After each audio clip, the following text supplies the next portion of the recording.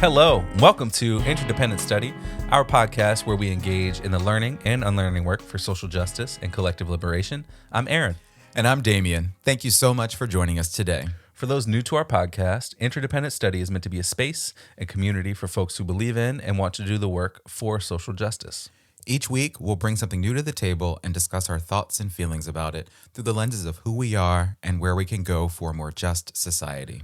We want Interdependent Study to be a space where we're always learning with one another. And Damien, you are up this week. So what do you have for us at the table today? Yes, I am. All right. So I have brought a documentary to the table for us today. It is called My Name is Pauli Murray. And it actually debuted back in September and can be found on Amazon Prime if folks want to check it out, which I would definitely encourage folks to do because I think it was really fascinating and informative, right? Mm-hmm.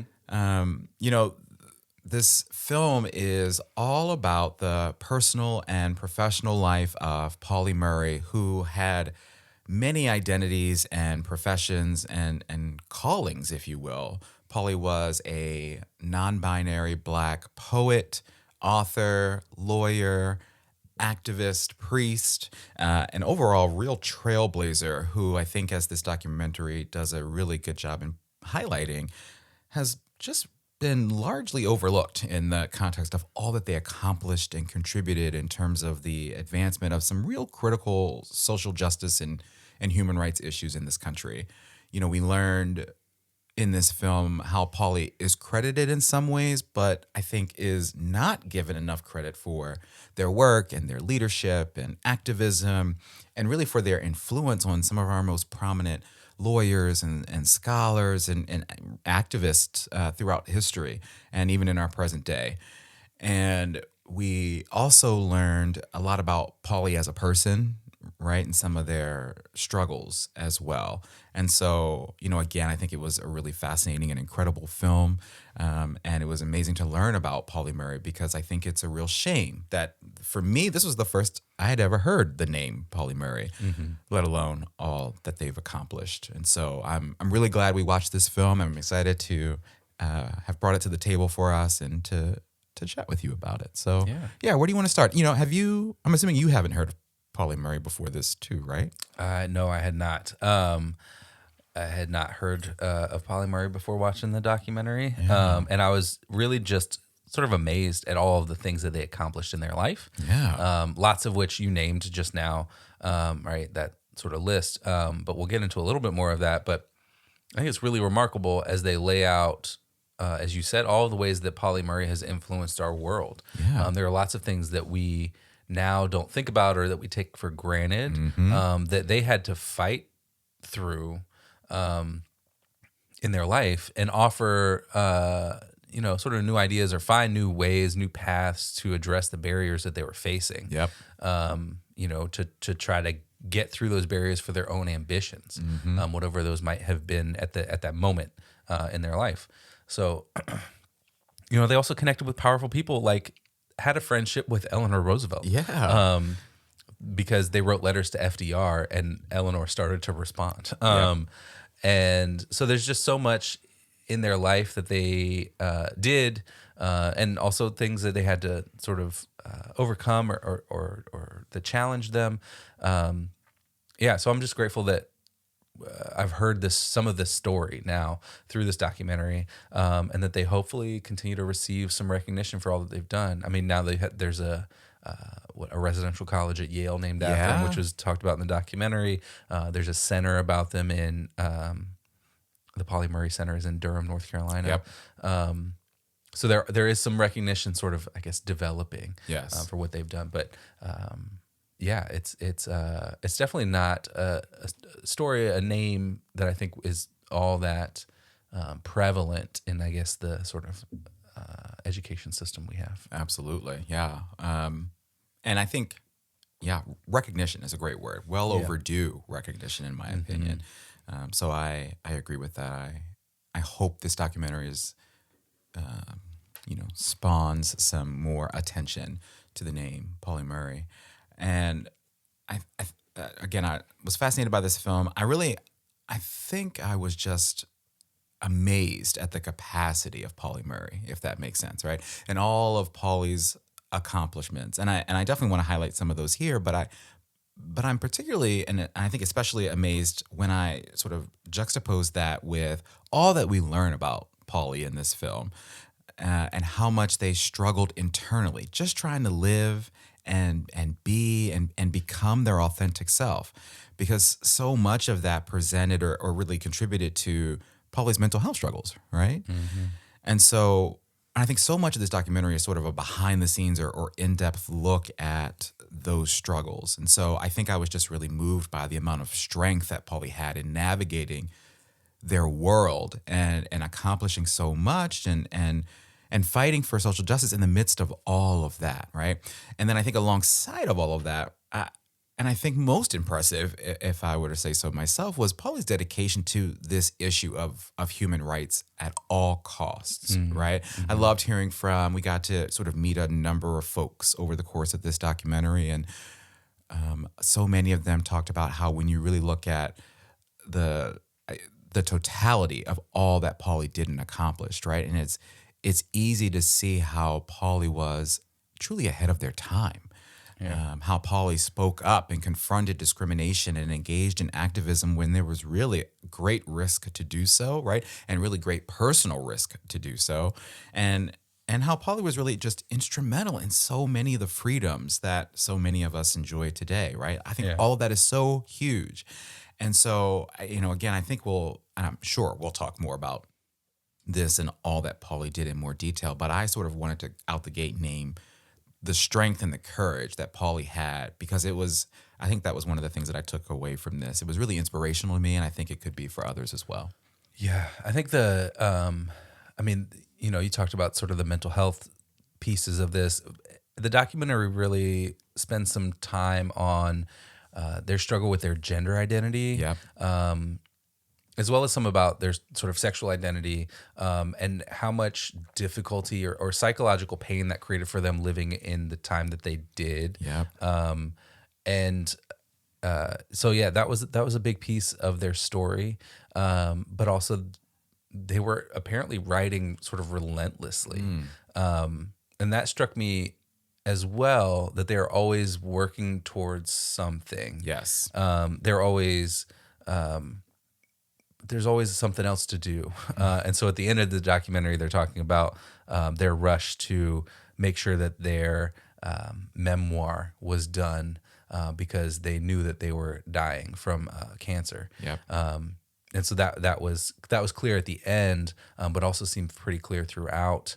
In the documentary, mentioned a few times that they reacted to situations or moments by creating something, whether that was a letter to FDR in sort of this righteous indignation against what he said positively about the University of North Carolina that had just rejected Pauli because on the basis of race, or responding by writing a poem. And so I felt really connected to them in that way of trying to make sense of the things that are happening. This makes sense of the things that don't make sense. By doing something creative or finding some creative channel to process that rage or anger through.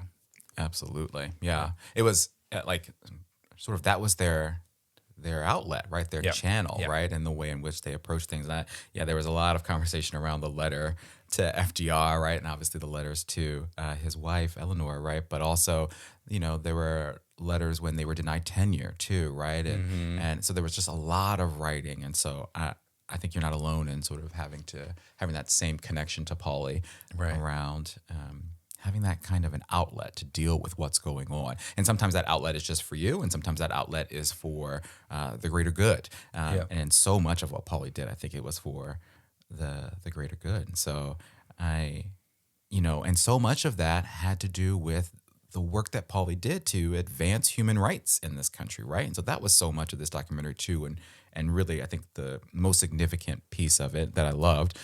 One of the early stories we learned about, and I think was instrumental in igniting some of this activism and fight in Pauli, was the Petersburg, Virginia bus incident.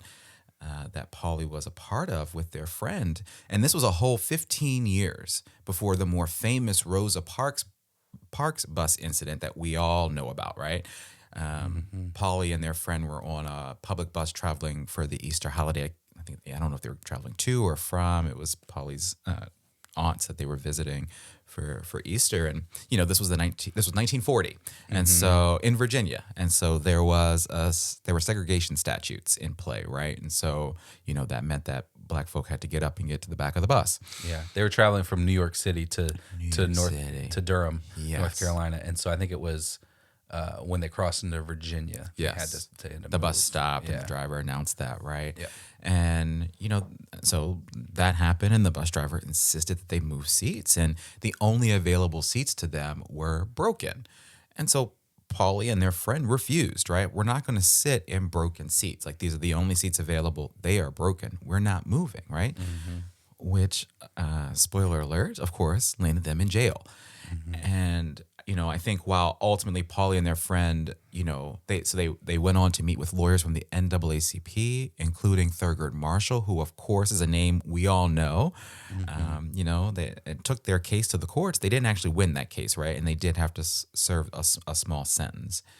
But I think the documentary pointed out how this incident and this legal battle were huge in terms of giving Pauli this drive to want to overthrow segregation laws. I think they had it before this, but they certainly, through this personal experience, it was even more so in them now to do something about it.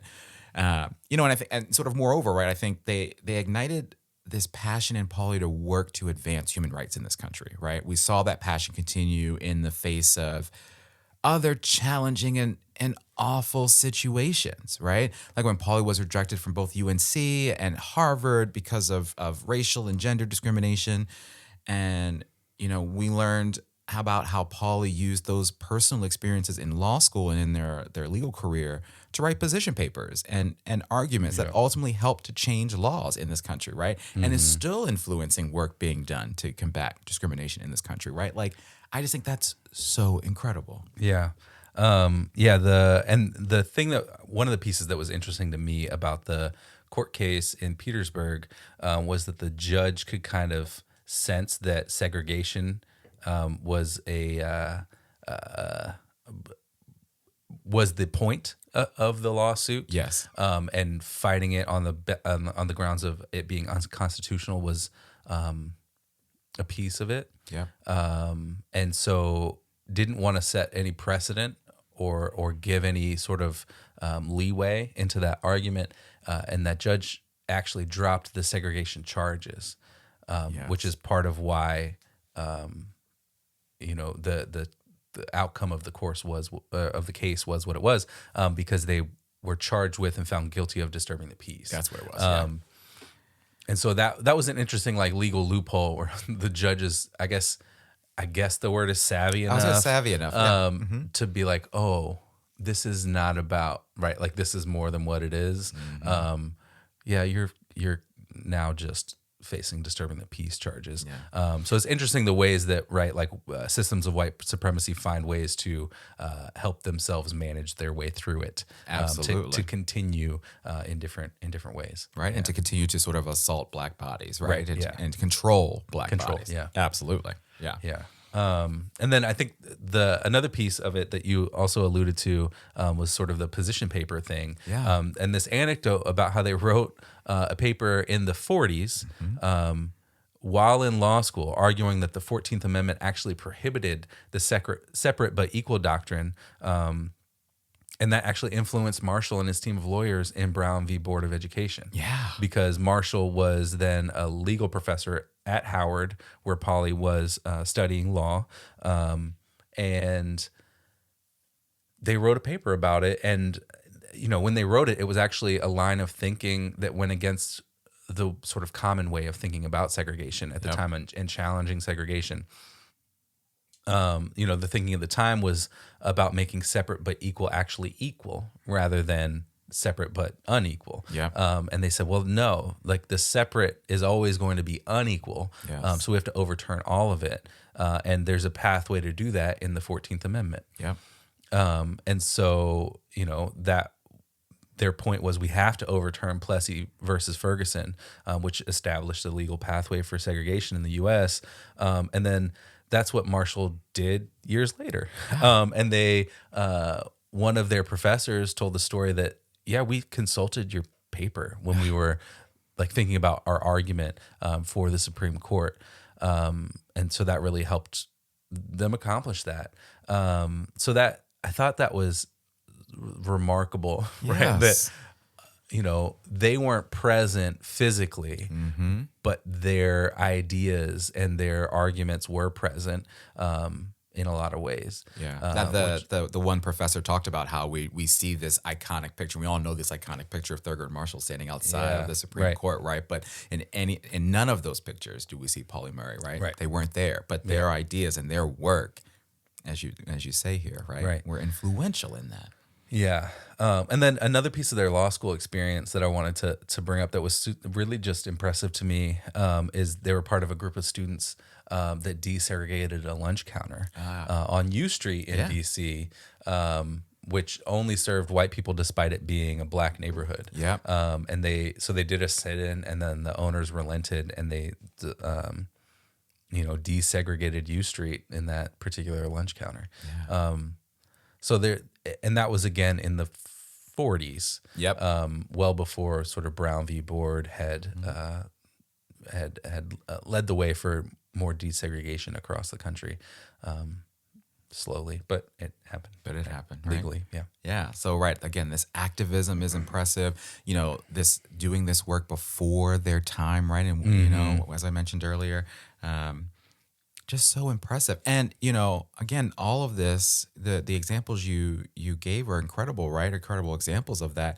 But it's even influencing things that are happening today, right? So this documentary also featured a lawyer from the ACLU talking about how just last year in 2020, the ACLU won their Supreme Court case prohibiting discrimination against LGBTQ people, right? And how they used Pauli's work to do that, right? And so Pauli's influence knows no bounds. It continues. It continues, which is incredible.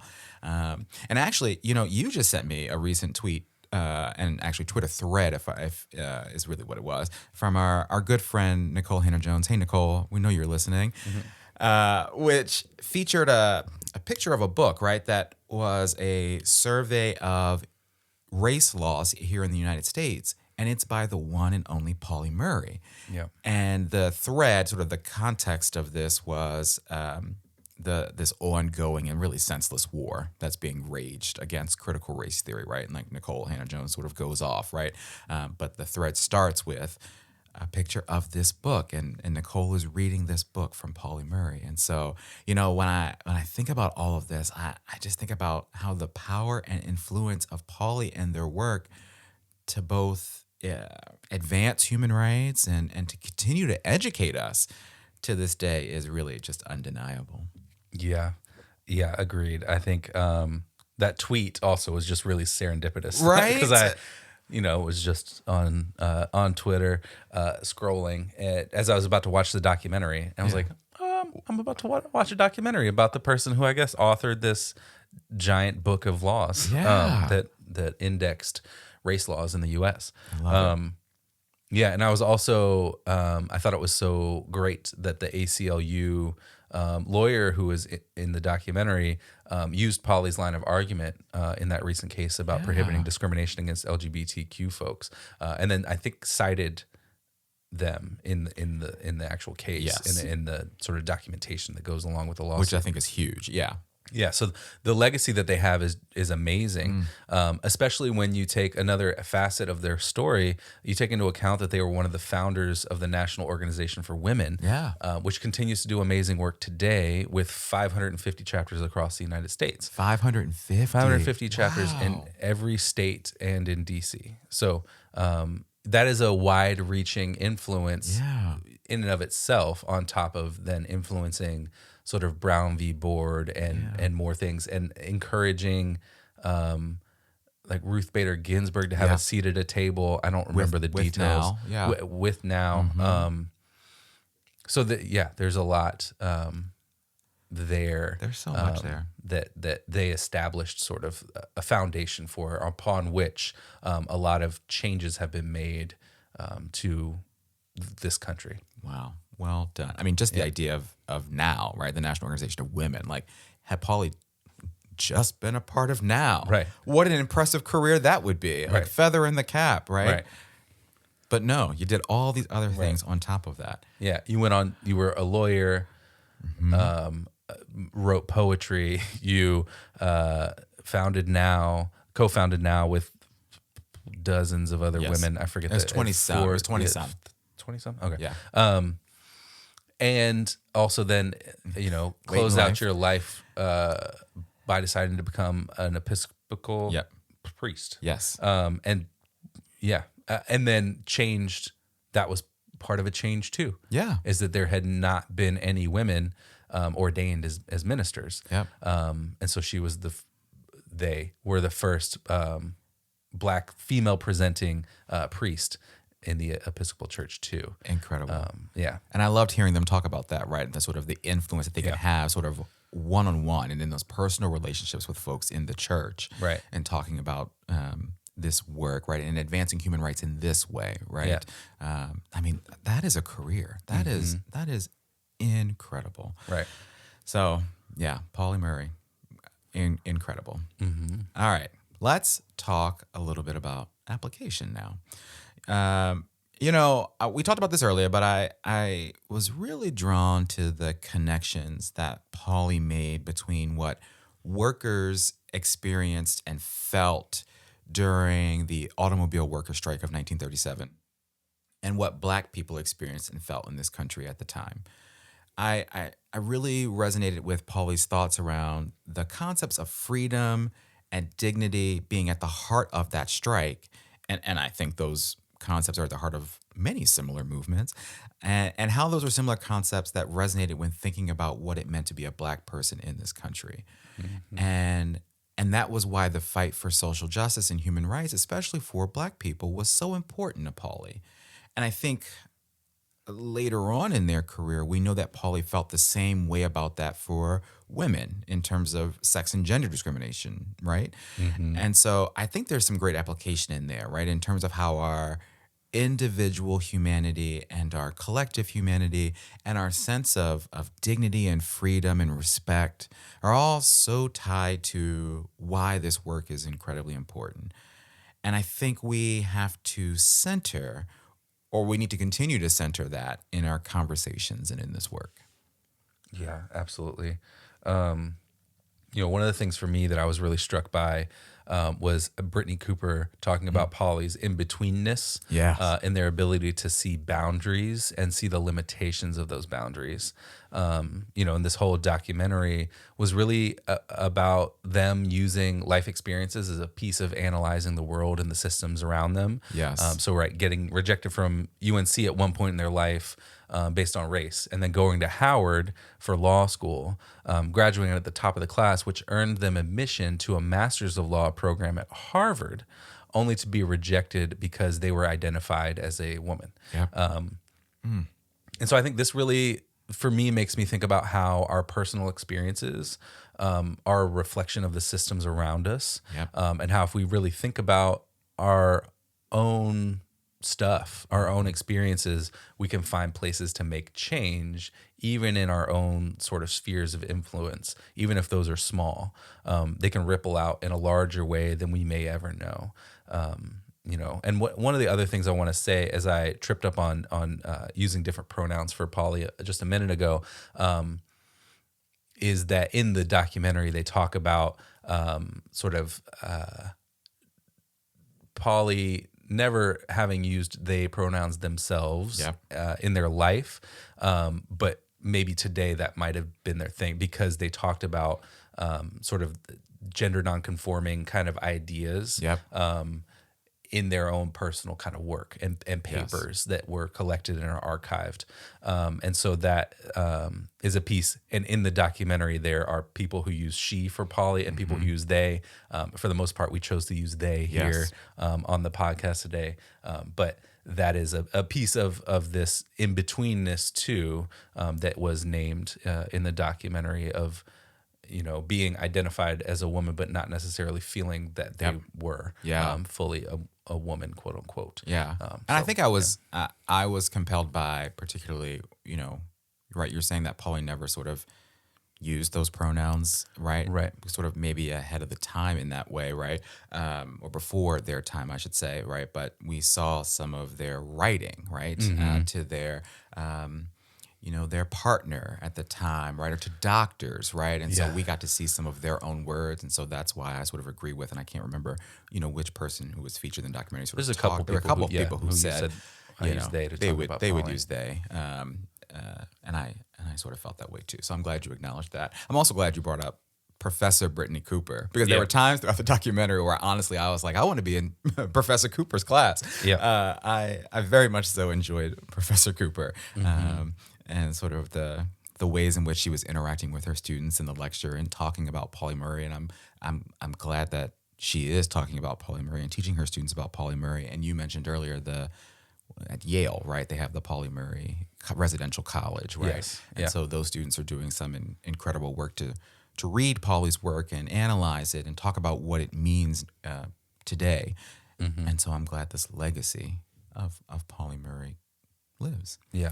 Shout out to Brittany Cooper at Professor Crunk on Twitter if you want to follow Professor Crunk. Yes. Wait a minute. Let me follow right when we're done here. Yeah. That's my homework. Let's shift over to homework. So that's homework piece number 1. Professor Crunk, what a name. I gotta get a cooler Twitter handle. So for me, in addition to following Professor Crunk, I definitely want to continue to learn more about Pauli Murray. As I mentioned, this documentary was my first introduction to Pauli and all that they did to advance social justice and human rights in our country. But I know that there's so much more to learn. I mean, like I said, I need to enroll in the Pauli Murray Residential College at Yale to do so. And so I definitely want to spend some time doing some of my own research into their life and their work for sure. We learned in this film how much of a prolific author and poet Pauli was. And so I definitely want to see if I can find some of their work to read, because I think some of it might just be, some of the poems that were, what would you call it, like transitions throughout the documentary. I loved them. Yeah. So I just want to read some of that. We also heard from Dolores Chandler, who was a former coordinator of the Pauli Murray Center that you referenced earlier in this film. And of course, obviously, if I hadn't heard of Pauli Murray, I hadn't heard of the Pauli Murray Center. But it's a real place, as you said, in Durham, right? And I know they have a great website, so I want to dig into their website, see what kind of information and education they can offer as well. So lots of homework this week. Yeah, so I'll co-sign all that. Sounds like great homework. Great. Just add a couple things myself. So I agree. I want to read a little bit of their poetry. So specifically, that's what I want to look for. So the film did feature some of their poetry, as you mentioned, throughout the documentary, and it was moving in a lot of ways. Because as I said earlier, I feel like they challenged frustrations or anger or sadness and sort of grief through that creative work and through poetry. Yes. And so I want to visit some of that, revisit some of it, I guess, from the film. And I also want to go back and read the original purpose statement for the National Organization for Women that Pauli co-wrote with Betty Friedan. So I do want to go back and read that just to see, like, what did you lay out as a vision for this organization that is now 55 years old, I think. Yeah. Something like that. Because clearly you created a roadmap for an organization that has now grown to have 550 chapters across all the states and DC in the U.S. So that's remarkable. Absolutely. That's fantastic. And also, let's get statehood for DC. Since you said that twice, it's popped into my head twice.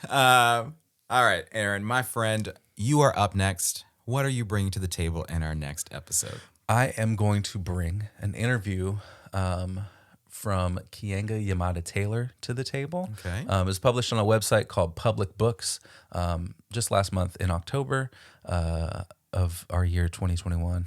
That's where we currently are. Yep. And it's a discussion about a whole lot of things that are going on sort of right now. But I think this quote towards the beginning of the article kind of sums it up. So I want to use this to introduce it. While the country is struggling with incoherent and inadequate responses to the COVID-19 crisis, far-right terrorism, and an ever-growing housing crisis, local organizers and activists are building networks of community care to meet the needs created by decades of neoliberal policies that have abandoned cities.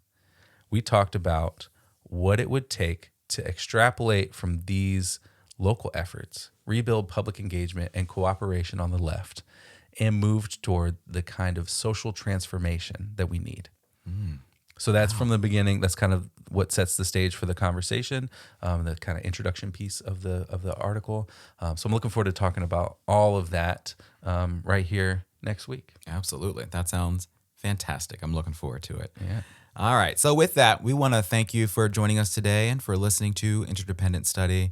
You know what we want you to do, but in case you forgot, please follow, leave a rating and review, share our podcast with the people in your life, follow us on social media, and sign up for our email list to get notified of any new and exciting things we've got going on behind the scenes. Yes, thank you so much for listening. Remember, it's not about us, but it is about us. And we'll talk to you next week.